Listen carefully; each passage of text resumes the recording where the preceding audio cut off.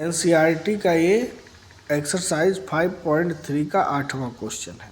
ठीक, इसमें दिया गया है n बराबर 51 और a2 बराबर यानी second term of the AP दिया है 14 और third term of the AP दिया है 18। ठीक, तो इसके लिए देखो हमारा ये फॉर्मूला होता है a2 बराबर होता है a प्लस डी, ठीक, और a3 बराबर होता है a प्लस 2d। ठीक है, अब a प्लस डी बराबर हो गया हमारा 14 और a प्लस 2d बराबर हो गया 18। इसको हम मान लेंगे इक्वेशन 1 और इसको हम मान लेंगे इक्वेशन 2। ठीक, अब हम क्या करेंगे, इन दोनों इक्वेशन को सॉल्व कर लेंगे। ठीक, तो अब हम चलो क्या करते हैं, इस दोनों इक्वेशन में माइनस कर देते हैं। क्या कर देते हैं, माइनस। तो यहाँ माइनस हो जाएगा, यहाँ भी सारे डिजिट नीचे के माइनस हो जाएंगे। ठीक, अब ए सेम है तो ए से ए जो है कैंसिल हो जाएगा। यहाँ 2d है और यहाँ 1d है, 2d में से 1d निकाल देंगे तो यहाँ आएगा माइनस का d। क्या जाएगा, माइनस का d। और उसके बाद अगर हम यहाँ पे करेंगे आगे तो यहाँ 14 है और यहाँ 18 में से तो माइनस का 4, तो माइनस से माइनस भी कट जाएगा। तो यहाँ d की वैल्यू क्या आ गई हमारी 4, d की वैल्यू क्या आ गई 4। ठीक, समझ में आया, फर्स्ट स्टेप क्लियर हो गया। अब हमें a का फाइंड करना है वैल्यू। किसका वैल्यू फाइंड करना है, a का। तो a का वैल्यू फाइंड करने के लिए सबसे पहले हमें क्या करना होगा, इन दोनों में से किसी एक इक्वेशन में d की वैल्यू रख देंगे हम। ठीक, तो चलो हम क्या करते हैं, पहले में रख देते हैं। तो a plus D equal to कितना हो गया 14। ठीक, अब a का वैल्यू हमें पता नहीं है, a रहेगा, d का वैल्यू पता है 4 इक्वल टू 14।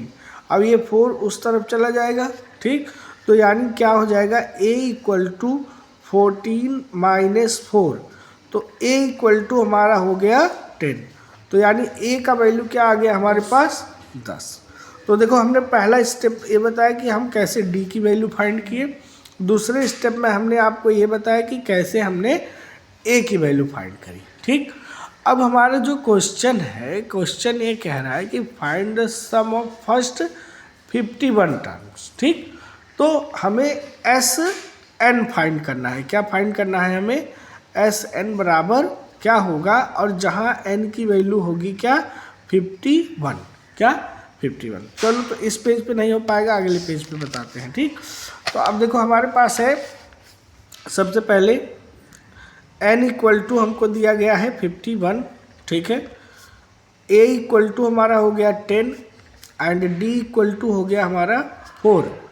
और उसके बाद हमको फाइंड करना है एस एन बराबर क्या होगा। ठीक, तो देखो अब इस क्वेश्चन को हम दो तरीके से सॉल्व कर सकते हैं। पहला तरीका ये है कि हम ए एन की वैल्यू निकाल लें ना, और दूसरा एस एन की। तो देखो जब हमें ए एन की वैल्यू निकालने की कोई आवश्यकता नहीं है, हम एस एन से ही कर लेंगे। तो हमारा फॉर्मूला है एस एन इक्वल टू यानी sum of numbers equal to n upon में 2 ब्रैकेट में 2a plus n minus 1 multiply d. ठीक, अब सॉल्व कर देंगे तो सब की वैल्यू रख देंगे। तो यस n बराबर हमारा n अपॉन 2 यानी 51 अपॉन में 2 आ जाएगा। और उसके बाद ये हमारा बनेगा क्या 2a यानी 2 मल्टीप्लाई 10, उसके बाद प्लस n माइनस 1 यानी 51 माइनस 1 मल्टीप्लाई में d है, तो d का वैल्यू 4 हो गया। कोई दिक्कत, यहाँ तक समझ में आ रहा है अच्छे से। अब इसके आगे क्या करना है, हमें एस एन बराबर लिख देना है 51 अपॉन 2 को ऐसे ही रखेंगे, इसे यहाँ ब्रैकेट लगा देंगे। 2 10 जा कितना हो गया 20। ठीक, प्लस ये हमारा हो गया 50 मल्टीप्लाई 4। अब आप जानते हो इसे, इसमें से हम 2 निकाल सकते हैं ना। चलो, या नहीं निकालते हैं, इसको ऐसे ही रहने देते हैं। चलो सॉल्व कर लेते हैं। तो ये हमारा हो गया 51 अपॉन में 2। अब ये हमारा 20 प्लस 54 जा कितना होता है 200।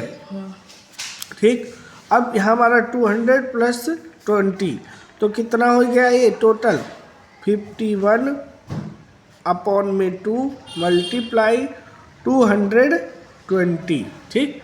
तो 220 को अगर 2 से डिवाइड करोगे तो कितना हो जाएगा बताओ? 2 से डिवाइड करेंगे हम तो बन जाएगा हमारा 51 मल्टीप्लाई 110, ठीक, 110 यही बनेगा। अब क्या करना है हमको, इसको मल्टीप्लाई करना है। तो 0 है तो 0 ऐसे ही लिख देंगे। 11 का मल्टीप्लाई कर लो, 11 1 जा 11 का 1 कैरी मिला 1, 11 5 जा कितना हो गया 55 और 1 कैरी जोड़ देंगे तो कितना हो जाएगा 56। तो जो हमारा Sn का वैल्यू हुआ वो क्या हो गया 56 और 10, ठीक। तो ये हमारा Sn का वैल्यू हो गया और ये हमारा आंसर हो गया। इस तरह से ये क्वेश्चन सॉल्व हो गया। तो आई होप कि आपको समझ में आया होगा।